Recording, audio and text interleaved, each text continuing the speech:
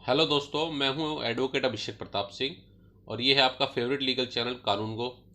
Last video मैंने बात की थी कि एलएलबी कहाँ से कर सकते हैं और उसमें हमें काफ़ी अच्छे रिस्पांस मिले थे। तो मैंने डिसाइड किया कि क्यों ना जो वीडियो था उस पर जो रिस्पांस मिले थे और उसमें जो कमेंट्स में कई लोगों ने, कई स्टूडेंट्स ने जो क्वेश्चन रेज किए थे उस पर एक Q&A सेशन किया जाए ताकि उनके डाउट्स को क्लियर हो सके और उनके ऐसे और बच्चों के भी डाउट्स क्लियर हो सके। तो आज हम ट्राई करते हैं कि उनके डाउट्स कैसे क्लियर किए जाए। तो पहला, काफ़ी कमेंट्स तो thank you sir, very nice sir, nice information type के आए हैं।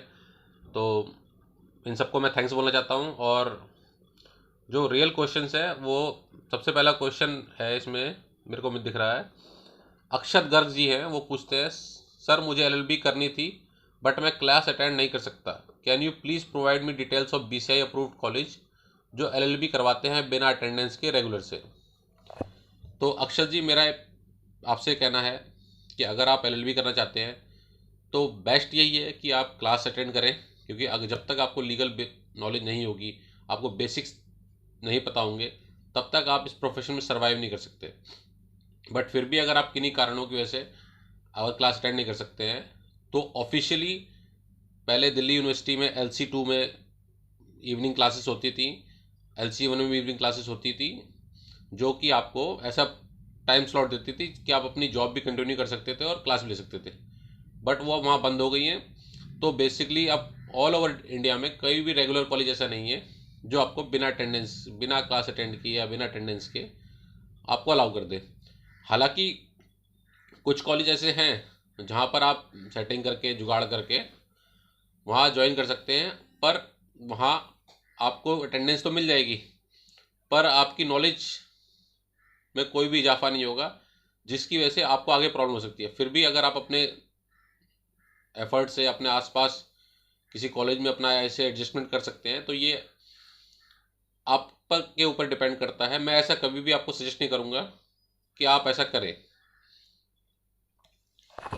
अच्छा जी, नेक्स्ट कमेंट है ब्रजेश कुमार जी का। वो पूछते हैं, कोई ऐसा लखनऊ में कॉलेज बताएं जिसमें ग्रेजुएशन में परसेंटेज की दिक्कत ना हो। तो ब्रजेश जी, बीसीआई ने एक सेट और यूजीसी ने एक सेट परसेंटेज डिसाइड कर रखा है 45% का, जितने आपको मिनिमम चाहिए अगर आपको एलएलबी में एडमिशन लेना है। उसके अलावा हर कॉलेज अपने हिसाब से कुछ ऊपर भी परसेंटेज डिसाइड कर सकता है, पर अगर आपके पास वो नहीं है तो आप एडमिशन तो ले सकते हैं किसी कॉलेज में जुगाड़ करके, बट वो आपका वैलिड नहीं होगा। और इसके अलावा लखनऊ में आप अगर किसी कॉलेज में पता करना चाहते हैं तो आपको वहाँ लोकल कॉलेज में जाकर पता करना पड़ेगा कि वो हर कॉलेज कितना परसेंटेज लेता है। ठीक है, पर अगर आपका एक सेट स्टैंडर्ड से नीचे परसेंटेज आपकी है तो आपको कहीं भी लॉ में एडमिशन पहली बात तो नहीं मिलेगा, और अगर कोई कॉलेज आपको एडमिशन दे भी देता है तो उसकी कोई वैलिडिटी नहीं होगी, क्योंकि जब आप एनरोलमेंट कराने जाएंगे तो आपका एनरोलमेंट कैंसिल हो जाएगा। तो मेरी सलाह यही है कि आप अपनी परसेंटेज को बेटर करें और जो सेट स्टैंडर्ड है परसेंटेज का उसके अकॉर्डिंग ही परसेंटेज लाएं, तब जाकर एडमिशन लें। इसके अलावा ये मंजू कुमारी जी हैं, ये कहती हैं, सर मैं बीए फाइनल ईयर की स्टूडेंट हूँ एंड मैं LLB DTU Gorakhpur university, I think GKP लिखा है तो इसका मतलब गोरखपुर यूनिवर्सिटी होगा, से करना चाहती हूँ, मैं कैसे करूँ सर। तो मंजू जी, इसके लिए आपको वहीं जाकर पता करना पड़ेगा, या उनकी अगर कोई हेल्पलाइन है तो वहाँ से पता करना पड़ेगा कि उनका जो है एडमिशन प्रोसेस क्या है, वो कैसे एडमिशन देते हैं। अगर वो एंट्रेंस के बेस पर देते हैं तो एंट्रेंस कब होगा, अगर वो डायरेक्ट एडमिशन देते हैं तो कितनी परसेंटेज चाहिए, फीस स्ट्रक्चर क्या है, वो आपको वहीं पर पता करना पड़ेगा। अच्छा, ये नेक्स्ट निखिल खत्री जी बोलते हैं, सर DU में एडमिशन लेना बहुत टफ है और जिनकी पॉकेट अलाउ नहीं करती 1 लाख 2 लाख देना वो कौन सी यूनिवर्सिटी से करें। तो निखिल जी को मैंने वैसे पर्सनली रिप्लाई कर दिया था, बट मेरा फिर भी निखिल जी और बहुत से स्टूडेंट्स से यही कहना है जो सोचते हैं कि DU में एडमिशन लेना टफ है। तो मेरा उनसे यही कहना है कि अगर आप अच्छे से हार्डवर्क करेंगे, कोशिश करेंगे तो एडमिशन आप ले सकते हैं।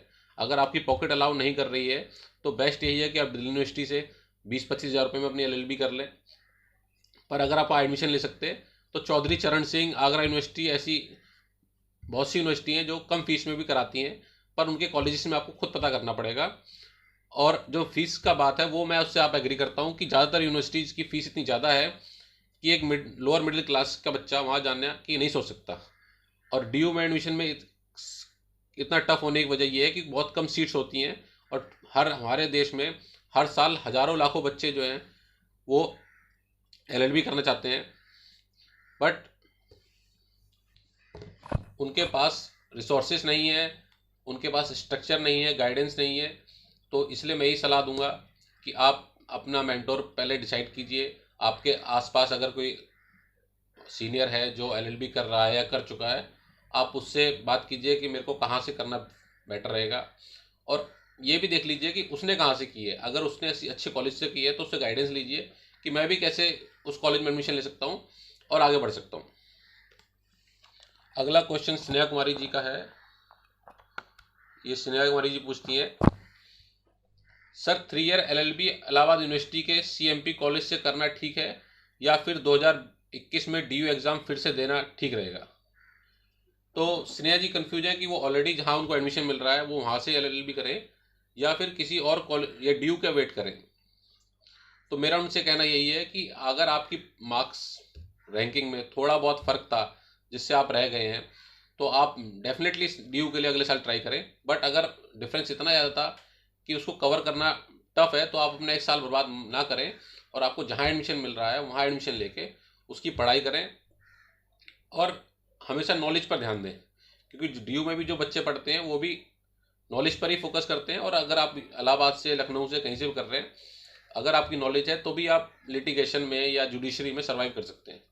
तो कॉलेज कोई भी हो उससे फ़र्क नहीं पड़ता, अगर आप अपने बेसिक्स क्लियर रखेंगे तो डेफिनेटली आप सर्वाइव करेंगे। ये रेवा दास जी पूछते हैं नेक्स्ट, सर DU में BCom LLB कोर्स होता है और वहाँ की फ़ीस कितनी है, एंड नेशनल यूनिवर्सिटी की फ़ीस कितनी होती है, और क्या वहाँ BCom LLB होता है?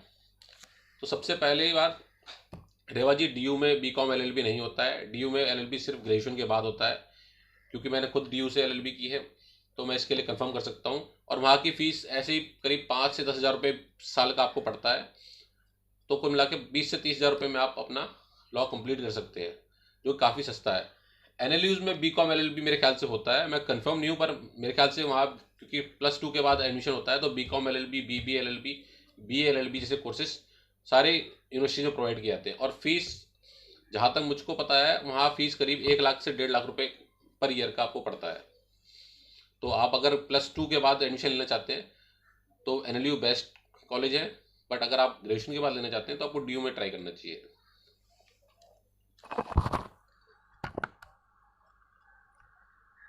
राजेश पोद्दार जी पूछते हैं, सर ग्रेजुएशन के बाद भी क्लैट का एग्ज़ाम देना पड़ेगा?